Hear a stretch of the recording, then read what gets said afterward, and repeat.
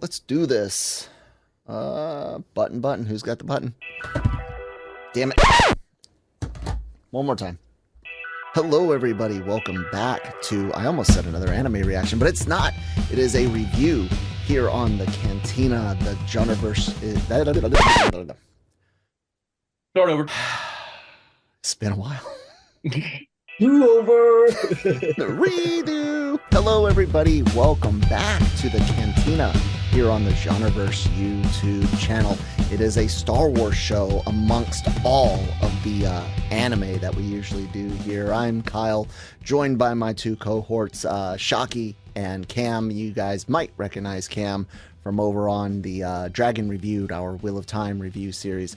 Shockey, it's been a while, though. It has been a while. Yeah. I'm not as in savvy with, House of the Dragon and Wheel of Time, so I've been on the shelf for a while. It's all good. You guys can check out lots of content here on the Genreverse YouTube channel. A lot of anime stuff, but like we pointed out, Wheel of Time, Andor reviews, lots of other things in geek, pop culture, entertainment. What we talk about here and over on all your favorite podcast apps, Shockey, Cam, and myself and others write about over at lrmonline.com, but not just geeky pop culture things, even hoity-toity Oscar and Emmy bait type things. We got a killer interview crew with Gig and Nancy, LRM's YouTube channel, for all sorts of celebrity interviews, red carpet events, and the like. So definitely make lrmonline.com a stop on your daily. My son's over there screaming, having a blast on your daily travels around the internet. What do we do here, guys? Well, we talk Star Wars. If you've never seen any of our reviews, or back when we did Cantina podcasts for news and stuff, not to toot our own horns, but I think we're relatively grounded Star Wars fans. There's stuff we like that's new and stuff we don't. Stuff we like that's old, stuff we don't. None of us really get all bent out of shape on anything dealing with Star Wars in a real world political sense. I like to think we're well grounded. Shockey loves himself some PT era stuff. Cam's a little wishy-washy on it. I'm against it most of the time, almost 100%. So you even get like a spectrum across all of it. None of us are loyal to anything except for the original trilogy. Is that fair to say? Is that about the only thing we're I think that's pretty much it. Yep. Yeah, right. Shockey, how's it been, man? You did the Lego Star Wars stuff. You talked about that here for a bit. Yeah, I did Lego Star Wars. We attempted to do Acolyte, that kind of stuff. I think you just skipped out on reviews because you didn't want to talk about it. Yeah. So, anyways, we're moving on from that part. But yeah, it's been good. Just waiting for new Star Wars stuff. Didn't get a chance to go all the way over to Japan for Celebration, but was following all the news out there. I think it was a good celebration. Nothing, major over the top of, Vision's announcement. We're getting a full ninth Jedi Order. Yeah, we're getting a ninth Jedi. Yeah, I think that was the highlight of Celebration. And I think it was great that it was in Vision Season 3 as well. Mm-hmm. There's a prequel to it in that as well. Yeah. So I think that was the highlight. I think it was smart to do it in Japan for that. And then we didn't really get all these hey, we have 10 movies lined up for the next 2 years and you're never going to see them type deal. And all these, hopes and dreams and stuff. It was pretty straightforward from there. And so, and looking forward to the new Mando stuff out there. It kind of has got me intrigued to see how it's going to go. Okay. Yeah, Me, a little less so on Mando stuff, but definitely into the Visions aspect and what'll happen with that. Cam, how you been, man? I get to talk to you weekly on Watch More Football, our Genreverse sports soccer podcast, and recently on the Wheel of Time. But how's your Star Wars feelings, man? The best way probably to say it is that I have less interest in what's coming up because of what's came in the past. So I'm less enthusiastic about it. Oh, I can't wait to see this, that, or whatever. Maybe been burned too many times, but at the same time, as always, I always hope that everything that they make turns out to be absolutely brilliant, and Yeah. I'll watch it anyway. That's the thing with me. If it says Star Wars on it, I'll at least give it a try and give my honest thoughts on it. I mean, I watched Skeleton Crew, so Yeah, better fan than I. Speaking of Skeleton Crew, that's what Star Wars Starfighter seems like it might end up being, with the whole teenage son or nephew or whatever ragtag. Well, that's a rumor at the moment. Yeah, but we'll see. We'll see what happens. I still think the name is going to be Starfighter. I am Raktar Starfighter, and I am here to chew bubble gum and shoot TIE fighters. Who knows? We'll find out more about it when it does start filming. But for now, we need to talk about Andor season 2. We're going to talk about all 3 episodes each week as kind of one. So we're not going to grade each episode. That would really become difficult. And we're going to talk about them all together because especially these first 3 really are just one big giant episode, if you will. So we're gonna discuss a bit of our initial thoughts for this. I'm gonna shut my door while Cam starts, and then we'll carry on. So Cam, your thoughts. I'll start off with in terms of how they've broadcast it, because one of my big criticisms of Andor season 1 was it was the same idea that we had these 3 story chunks, but they gave them to us in a strange order. I think it was 2 episodes initially, then we had to wait a week for the 3rd episode of the first little batch of 3, and then and so on from there. And I think I said when we were reviewing that, just release it in the 3 chunks. So the fact that they've done that, I would doff my cap to Disney and say well done. Maybe you listen to us, but it's absolutely the right way to broadcast this. I would say my initial reactions were it was not what I was expecting, and there was quite a few surprises in there that I was not expecting, but I was still really, really sort of pleased with it in terms of just being quality TV. So that's where I'm sitting. Okay. Any episodes in particular stand out? Again, I didn't really think about it like that. I mean, it's easy to say the 3rd one, right? Because it's a build-up and then more stuff happens in the 3rd one. Well, not necessarily story, but also like technical stuff. Did anything stand out at all? Right. I thought it was really quite... What's the word I'm looking for? It was intelligent. I thought it was quite intelligently crafted. It was a well-written piece and I really liked the way that they juxtaposed the kind of the different things that were happening. So we had the mundane everyday life stuff happening, we had a wedding happening, but with a lot of tension built into it. And then Cassie's story was kind of almost the humorous one actually of the 4 kind of little things that we had going. And then the really kind of oppressive Andor season 1 feeling one was the stuff with Cassie's friends and kind of crew and where they were. So all of those things mixed together and cutting back and forth, especially in the kind of end of episode 3 where we're jumping back and forth between something really bad and something everybody's done in their own life, probably many, many times. So, I thought it was really quite inventive. To be clear, guys, he's saying the SA was bad and that the dancing at the wedding was something that most people have done all their lives. Because I also view dancing at weddings as something bad. I'm joking. Shockey, what about you, man? What did you think of these first 3 episodes? I'm with Cam. I thoroughly enjoyed it. I enjoyed the 3 episodes at one time. What was interesting is because it comes on, I'm an old man now, and it comes on a little bit later, the premiere at 9 p.m. I couldn't stay up and watch all 3 episodes right off the bat. So I watched the first 2 episodes on Tuesday night, and then after work watched the 3rd episode. But I was thankful that I could, knowing after I finished the 2nd episode, I had the ability to watch episode 3 there.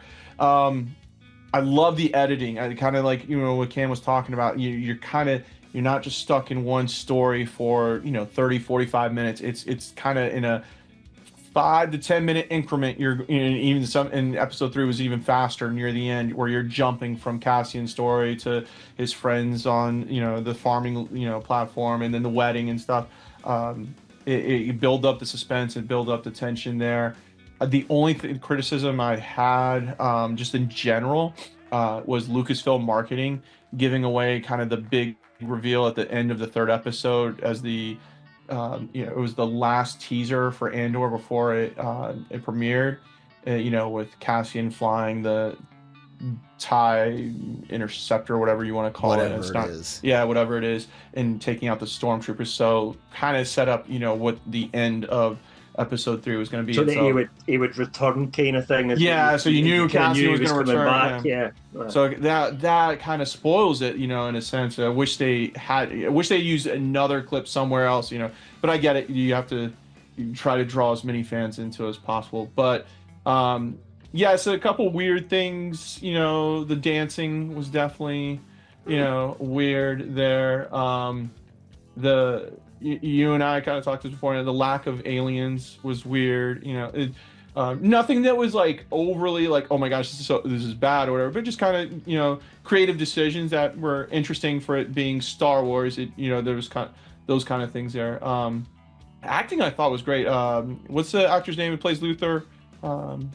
The Stellan Skarsgård. I love him, man. I think that he fits it so well in that role, and it's just interesting how he plays the rebel spy, but then also I'm antique dealer. Yeah, the antique dealer, and just how he could switch it so fast and everything, and how ruthless he is. And so I love I love Luther's character. I think he's more.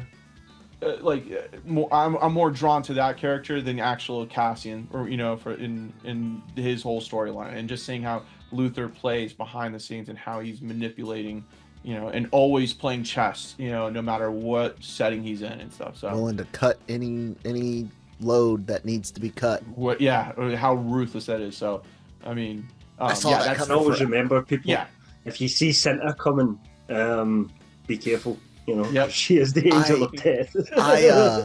I always not always. What was I trying to say? I don't remember which episode it was, but it's the very first time you see him eyeball Mon Mothma's buddy that's having troubles.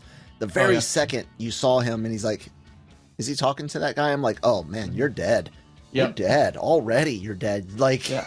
He's already, I think it's the more entertaining. It's the most entertaining story of all of Andor, it's without a doubt. Yeah. Mm-hmm.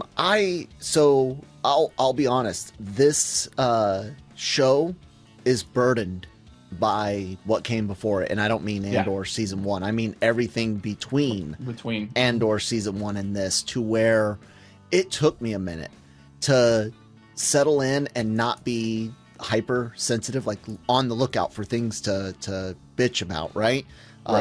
It took me a moment to remind myself, hey, I liked season 1, so try to like this, right? This is before Mando season 3 and Ahsoka and after the Acolyte timeline, but this is before those events, and it took me a minute, but I did kind of slide into it. I did feel that aspects of season 1 are still better. Sure, we might be able to point to some acting, actors being more comfortable in their roles, a little bit more time. Andor season 1 was filming during the pandemic, wasn't it? Yes. Yeah. So there's definitely some things that you can tell, some quality, some effort. But I feel like in this first 3 episodes, not that the first 3 of season 1 were necessarily better, but if everything carried on the same as these first 3, I think season 1 still has a slight edge. Mm-hmm. But again, I might be a little bit biased on what happened. There are some things to knock, which we'll get at later. Some story choices that kind of are potentially forced by things Disney, Star Wars decided to do in the past. I love the sets. I think the actors are great. I like the storylines they chose to follow. I do wish it happened a little bit faster. I do enjoy the tension that was raised, especially through episode 3. But I do feel like there was stuff with the standoff, some of the stuff around the wedding, and again, Cam, lots of transition shots. We're going to walk some places, we're going to move some places. All of those things I really think we could have either, if you wanted the same runtime, focus a little bit more on some other things, or shorten it up some. And maybe get into the next part. I didn't think we would cover like 6 months of a year in 3 episodes or anything like that. But just a few days for all 3 episodes, I felt like it could have been done a little bit better. Do you know that they're doing big gaps in between? Yes. No, I'm tracking it. It's a year. there's- It's a year long, and like I said, I didn't expect for each 3 episode arc to cover like 6 months or a full year of events. I didn't want that to be ridiculous, but I did feel like this really felt like that's it almost in a way. Yeah. But not that I'm disappointed in what we got. It feels, I don't know, if we had more time, maybe this wouldn't have felt so weird. But those were kind of my initial thoughts on the episode. So Cam, why don't you give us your good? What did you think was really good, stand out in all 3 episodes? Well, the acting is great. I think it's just really well written in terms of, like, you can tell that there's a script there and they're filming the script and somebody's spent time working it where everything needs to go.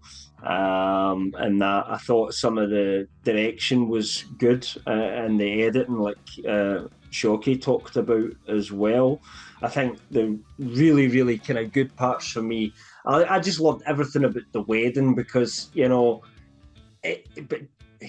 much as I love listening like you guys, but Genevieve or Riley is carrying that whole bit though, because the focus is so much on her that we as the audience are seeing her mind by what's going on facially with her. Like, you kind of knew that when he first starts, like when Tay first starts speaking to her, you can see the anxiety in her face, despite the fact that she's putting on a brave face and actually that this is a friend. And, you can see that kind of dichotomy going on in her head the whole time. And I think, like, as much as she's like, acts kind of shocked when Luthen suggests that, this guy needs to go bye-bye. I get that feeling by her acting that she knows that already. He's just confirming what she was trying not to already kind of think in her own head, because she's not an idiot. I thought that was really, really, really good. And I guess just the whole tension of the kind of farming planet scene, that just oppression of people going about checking everybody, and the whole Imperial officer creep guy who, when he comes up at first and then he gets disturbed, you're like, this guy's coming back, isn't he? This guy is coming back. This is not the last time we're going to see this guy. And it's just that I've got power, and I'm going to abuse that power. But that's kind of what the Empire allows it to do. I really quite like the surprise of the whole Daedra Imperial thing as well, because it starts off as what you're expecting kind of thing, like, Daedra's in a meeting with Krennic, and they're talking about Gorman, which is, I think setting up stuff we're going to see later on in the series. And it's kind of what we expected in season 2, and then season 1, sorry, it's like that. And then episode 2, and her and Cyril are living together as if this has just been happening, and it's like you're just a bit like, what? What's happening here? And then it just kind of gives us this little domestic kind of family drama kind of thing with an overbearing girlfriend, an overbearing mum, and this guy who's absolutely trod upon and has got no agency himself, stuck between these warring matriarchs. It was unusual. So there's where I'm going for good. I had to move you guys for those watching on YouTube. So when I'm looking at you talking, Cam, well, no, now it's moved back. Never mind. Okay. Never mind. It's all good. I didn't think properly. You guys are fine. Carry on. I think it's been a long day, Kel. It has been. I was trying to fix something on OBS when I'm trying to look at you talking, but now I'm looking over at Mike, and then so I switched it, but I'm not tracking the mirror thing, and it's fine. It is what it is. Shockey, what about you, man? What'd you find good this time?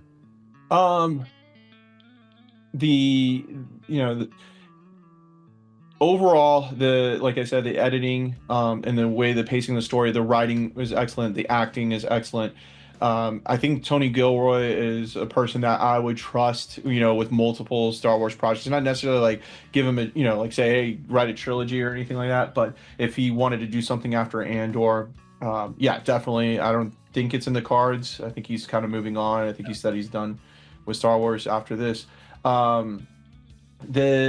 The Imperial storyline was intriguing. Like it's one where seeing Deidre and Cyril and like that relationship, the whole like mother-in-law situation type deal, that was kind of comical. How Deidre handled it, but what is being used from what is it called, Gorman is the planet that and stuff, and the resources are getting at, what is that going to be played out even further, or is that just kind of is that going to be the main storyline we see throughout the remainder of the series, or is that just a kind of a one-off thing, and then Deidre kind of moves off to something else there, setting up.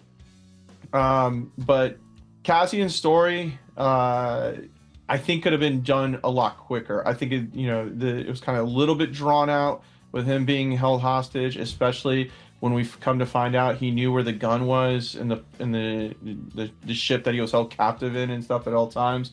But and how he got free and everything. I think that it was just kind of a little bit drawn out there. But the other storylines, Mon Mothra's wedding, that to me, that was kind of like the ultimate rebel spy. Everybody's playing each other, and how that works itself out, and who's gonna ultimately end up losing in this situation and stuff. And we find that Luther is still number one when it comes to getting information and all that aspect of it. The farming one, I enjoyed. It was kind of weird though, like the Imperial officer coming back, the attempted sexual assault thing is just kind of a little weird to me, like for it being Star Wars and everything. But no, it's the first time something like that's happened. Yeah, that's it. Like you kind of the first time we've seen that in Star Wars, so it was like, oh, okay, all right. So it is what it is and stuff, but you had to build tension somewhere and somehow, and that's kind of, I think, the easiest route there to get that scenario to play out. But if I had to like kind of rank stories, I put Mon Mothra's in the wedding story number 1, number 2 the farming village, 3 the Imperial storyline with Deidre, and then Cassian at the bottom, because ultimately it was just him stealing a prototype TIE fighter, lands it, gets captured, and then frees, and then gets back to the planet where he was supposed to be at. So if anything, this show really makes you wish for one of those all-encompassing Star Wars TV shows, one where it's long format, like old-fashioned TV shows, like 20 episodes. Yeah. To where you could follow a lot more storylines longer and through, and not sacrifice one or the other.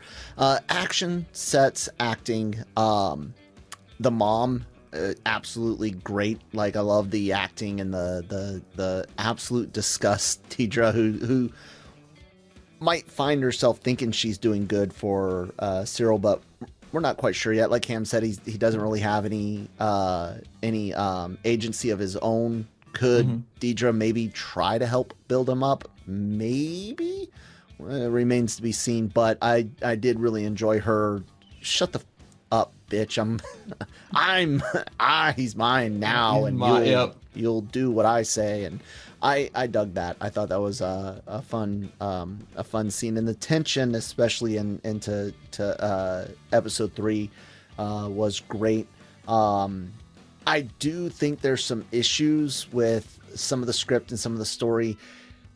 Starting off with energy stuff, like Star Wars has already had fusion reactors, and the idea of, we want to talk about, because fusion is unlimited essentially, right? Yeah. And Star Wars has never ever really discussed, even in the EU that I can think of, except maybe on individual planets, some rural stuff, things, people that are being oppressed or whatnot. Power's never really been the big thing, and then trying to make it, this stuff that the reactors need is on this. It just feels a little. That's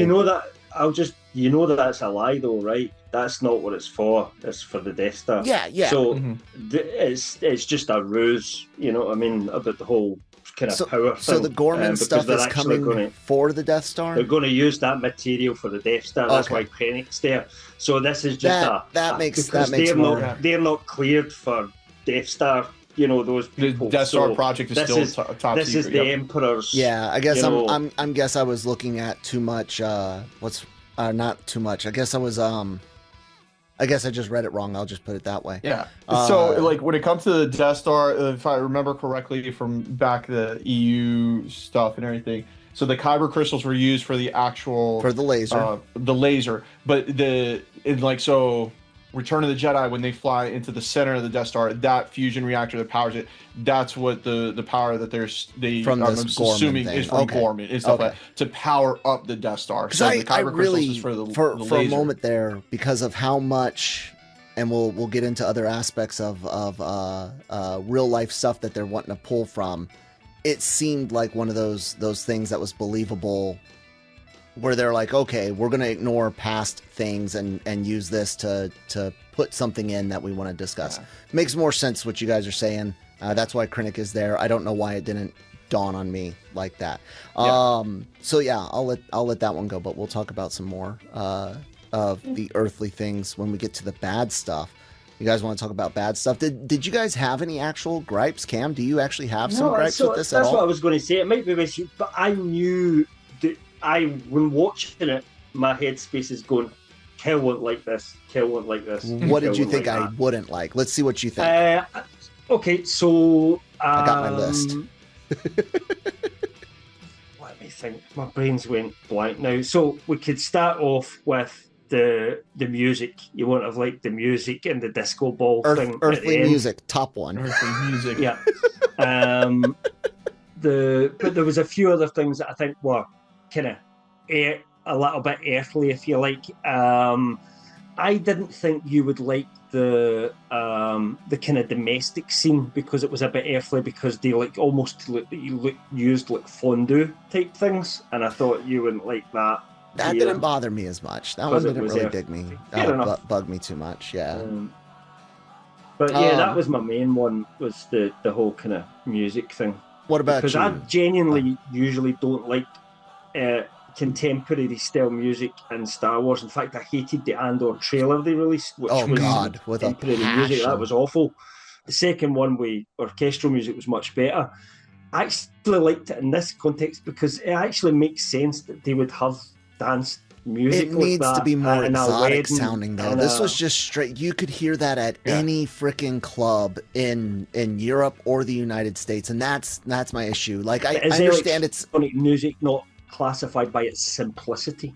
You know, it's simple. That's what it is. It's simple. I don't know. I think you just insulted a bunch of people, but I wouldn't consider it simple. I mean, I've grew up with dance music from the rave era right through the whole house music. I've been to every super club in Europe, simple. You know, so it kind of reminds me of that kind of music, but it's simplicity sometimes is what attracts people to it, the beat. I guess maybe the simplistic beat. Yeah, but, it was kind of. It reminded me a lot of what was the second Tron movie when Daft Punk did the. Which was fine. That was good. But it matched with that because Tron was a video game that was created by a human and stuff. So I was like, that I could understand, that music for being in Tron and stuff. But if you took that music from Tron and put it into Star Wars, it wouldn't match up and everything. So, like the music from Jabba's palace was different, and that it was, alienistic in a way that like it's a little exotic you sounding. Yeah, you don't normally hear off. that. So it would have been if you put a band in that wedding and played something like that and still let them do their choreographed dance or whatever. I could have, or even I'm with you. Even a DJ, but playing something that still sounds a little different. Even the special editions god awful musical number in Return of the Jedi still had alien sound to it. There was an attempt to make it sound different. Exotic is the best word I can come up with for now, and I would be fine because of course you're going to use real earth-based instruments to make these songs, but it shouldn't sound like something I would hear here. You know what I'm saying? It should sound a little for the in-world music, not the orchestral background music. So Kyle's other lists of bads. We mentioned we did need some aliens. I think it is rough that, and this isn't the only show. Didn't Ahsoka lack aliens too, or which was the other one that was? No, it was Andor season 1. You mentioned it quite a few times in Andor season 1. So like they do seem to be a bit, and I think the showrunner talked a little bit about there's only so much you can do with aliens, and he wants actors doing acting things. They did have a few. But they didn't speak. They didn't show up till later on in the dinner scene or lunch scene at the harvest. Yeah, but. No, I think it's a valid point about Andor, is that it's the one thing that he's maybe shies away from it because he doesn't know what to do with it. That might just be what it is. And I won't complain because it's a great show, but you're right that everyone seems to be human when we watch Andor. And, that sometimes we're going to be in Coruscant, and, there's going to be...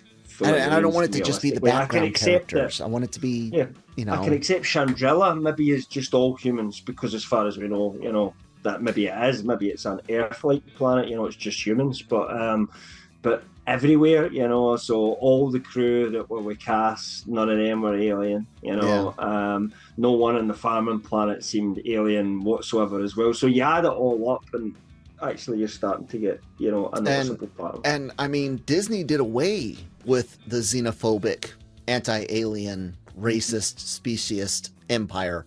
In the name of having more positions for diverse cast, we made the empire less evil, which means we have to do other things to make the empire evil again, and maybe even go for shock value because we don't have other things to point. We can't sit there and be like, oh, they just destroyed this group of non-humans because the Empire hates non-humans. I think they still do, but they're a little lax on it compared to the EU, or we didn't have... EU really we have more that point. Yeah, we have more females in the Empire, so we can't have them mistreating females. Oh, but we can, but we got to do it a certain way. I found the essay, so people that want to, let's talk about the essay thing before I go into any other bad stuff. A lot of people have been against this online, and it's never existed, and then you'll have people pointing out slave Leia. Okay, yeah, that's objectification. You can draw some conclusions. You look at Twi'lek slavery. There are some mentions of not good. You never outright hear the word rape, I think, in Star Wars. You've never heard the word rape in Star Wars before, no. But there's definitely things that you previously can... there was an old EU, Boba Fett's wife was raped by someone, and that's what sent him down a particular path. But that's old legends; it's not canon anymore. And exactly, so there you can't say that there's never been any sexual assaults or rapes. I mean, hell, there's this famous, or not famous, but there's a scene that always stuck out in my mind. In the new Jedi Order, a Twi'lek Jedi is doing a mission with Lando, and they succeed. And she's like, so you want to go celebrate? And he's like, well, I'm married, so no. And she's like, what does that got to do with anything? And she was like, if I'm remembering correctly, she was like a former slave, and therefore sex itself just didn't mean too much of anything. It was part of life, if that makes sense, Yeah. So sex and getting into the all sorts of icky things that come with slavery and stuff is not foreign to Star Wars. I hate to tell you guys that think it is. It's not. My only issue with it is, like I said, it feels like our empire is nothing more these days than mustache twirling. And we've already seen genocide multiple times in Star Wars with the Empire and bad guys. We've seen Death Stars. We know massacres and Mandalore and Gorman coming up and whatnot. Mm-hmm. You run out of things for your bad guys to do of any substance. This became that substance. This and the comments about immigration, which I know what they're doing, and they're not wrong about immigrants that are manipulated and abused because of the situation, their legal status, their running from home. Those are all valid, so don't take me as saying they're not. But we kind of know where they're pointing their fingers at, and there's a huge difference between economic and criminal, for lack of a better word, refugees, even though legally economics and crime are not covered by the Treaty on Refugee, and war refugees, which Bix and them are war refugees. That's their combat conflict refugees. They're not my country sucks, so I'm leaving it, or my planet sucks, so I'm leaving it. I think there's some context that's terrorists, really. At this point that I read that. Well, they are now. They are just now. Hiding out, they are now. But that's why I'm saying is I don't think the writing has that proper context to make this statement with this group. Like, what they say is true, and I know what they're trying to say, but it's just one of those things where I'm kind of pulled out of it, and it's like, okay, guys, I get it. You're talking about here on Earth stuff. I think there's some context missing there. But the SA thing, like it does happen. It really wasn't a bad thing. Shocking. Yeah. Yeah. And I think that's my only issue with it is that it almost feels like it was done more for shock than something organic, and partially because you've taken a lot of the bad away from the Empire. You really have. They're just mustache twirling now. Yeah, and that can get really boring. Yeah, that was my thoughts. Genocide is boring after multiple Death Stars and other massacres. Need more aliens. The fat Imperial right off the bat, and not like an old guy that's gotten out of shape and just let himself go because he's been in the position for 30 years. Just an outright overweight Imperial who was betraying them. Diverse empire makes them less evil in ways, I guess. It just doesn't. And then the last one, I guess I'd say, should have been an existing TIE fighter thing. The Defender, has that already been announced? I don't know what new canon uses. I don't know what new canon timeline is like. This is a TIE fighter that was in a video game. Okay, so why not use one that's a little bit more known then? So at least it is pre-existing. It wasn't created just for the show. Yeah. Okay. I think the TIE Defender was used in Star Wars Rebels already. So was it? Yeah. Why would it be used in Rebels already? It was part of the Thrawn story. Because it was Thrawn. Yeah, Thrawn was developing this new TIE fighter, and by the end of Rebels, they've destroyed. I think am I right? Fair enough. At least it's not brand so new. They couldn't do it anymore. At least it's not brand new. So yeah, that's pretty much my bads. Any rebuttals? No. Well, it's just your opinion, That's like your opinion. Well, I mean, discussion, not discussion. No, I know what you mean, but I don't think I could rebut it, like to say, oh, no, you're wrong because this or that. It's just different perceptions to it, isn't it? I know. Okay, so I'm not completely out of left field. You can see where I'm coming from. Okay. Yeah, I mean, I kind of like it was by the second episode, I was like the lack of aliens. It was kind of almost felt like it was not Trekkie, but like Firefly or something, like where it's just like, yeah, we're in space, but we're all humans and stuff is type deal. That was it wasn't anything like, oh my gosh, this is horrible because of it, but it was just kind of definitely like different. And this essay was different, right? It was something, okay, we haven't seen this before, and it's shocking-ish. I kind of expected it, but I agree with you guys that it's noticeable, and maybe, you know, it's a detriment, you know, and that we should have some more aliens in there. Like, even having an alien main character would have really, you know, gone some way. Somebody that's not like crazy out there, just makeup, you know. A couple people in the back, like in the like farming that, land, like a couple more aliens on the farmland. You know, they're immigrants and stuff.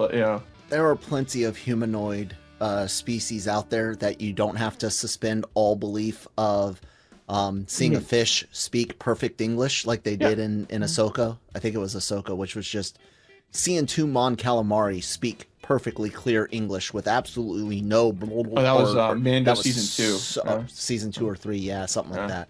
That was so awful. I hated that. There's species that they could use, and it takes you out of it. It takes you. Was it you, Cam, that said you were it felt like watching just a normal drama, or was that you, Shockey? That was me. It felt like it was watching like a normal drama show. Yeah, I mean, a couple Twi'leks as the servants, you know, in the in the wedding scene, I think could have, you know, just kind of given a little bit different view to it, make it just a little bit more Star Warsy. But or like one alien family that are friends that are there as well, because they're friends with one side or the other. You know, this would have been a great opportunity to bring in some Bottans. Just saying. It is still shocking that we have not gotten them in real life. Like, what is the problem, Disney? Like, I don't know. They've done them, and like we know what they look like in terms of they've been described. They've been animated. Have they even been animated fully? Like with speaking roles? I've seen pictures, but I've never seen it in a video. So I think it's just art stuff. Like they've done art stuff. I don't know if they've been in comics, maybe, but. I do want to bring up the wedding, and I think we mentioned this in our season 1 reviews, is how much of a good storyline it is to have the daughter be a true believer, a daughter that is into the traditions. Like, her mom is the very antithesis of everything she was brought up, and there's her daughter just embracing it, not just embracing it, but like hungry for it. To the point to where the mom's like, "Hey, look, you could back out. She's, get out of here. I'm gonna go. I'm gonna go embrace these traditions." I think it's such, because it's always so easy to do the rebellious kid, daughter, the rebellious son, the rebellious daughter. It's always so easy to do that. To have a kid that embrace and not necessarily embracing. Like having a youth embrace Nazism in World War II, but have someone embracing these traditions, something more micro, not macro, something closer to home, but still so devastating in a way because the mom understands what this life, what these traditions bring and whatnot. I've absolutely loved that storyline. Any other thoughts, guys? Well, I agree with you. I thought it was really, really good, and I do like that. It's almost like rebellion by conformity, because if your parents are leader of a rebellion, how do you rebel against that by conforming, right? You know, so you know that's the thing. These things move in cycles, you know. So you know, I remember once telling my son, I liked pretty much any music I could listen to except rap music. Guess what he likes? You know, rap music. I was like, you know, you need to like what your parents don't in some way. You know, there's some genetic thing to just, I will be different from my parents, you know, that's pushing you at a certain age. So that's why I'm afraid my son's going to end up looking like Carlton Banks from Fresh Prince of Bel-Air, because he could come up and be like, I want a 10-inch mohawk. Cool, dude, go for it. Like, I like rap music. Okay, whatever. I want to listen to contemporary or 1990s country and wear a sweater vest. No! Anything but that. Andor, Season 2, Episodes 1 through 3, reviewed. Grades, guys. Let's grade them now. What would you grade, not individually, but this first arc, this first chunk? What are we grading? Cam? I gave it an A. I don't think it was quite an A+. Couple of little things you mentioned. I felt the cast storyline was the weakest, although it was a bit of comic relief at times from quite a serious every other story. But you know, I didn't really find there was anything that could take it back to a B for me. I still think it's excellently shot, written, directed. You know, it's an A episode for me, or an A arc for me. I'm hoping sorry. Some A pluses. Just Shockey? I'm hoping that we might get some A pluses going on. Yeah. Okay. Yeah, I hope so too. A-, and it's more just like a great story, great writing. It just, there was just a couple things that like just took me out of it. You know, being Star Wars. I do like just the third episode kind of not dragged on. I don't know, timing wise, kind of went on a little bit longer. Like the dancing scene was, I thought, lasted forever and could have just been a little bit shorter and stuff. But I think for the start off of this season and where the story goes with Cassian, great. I want to see more Luther.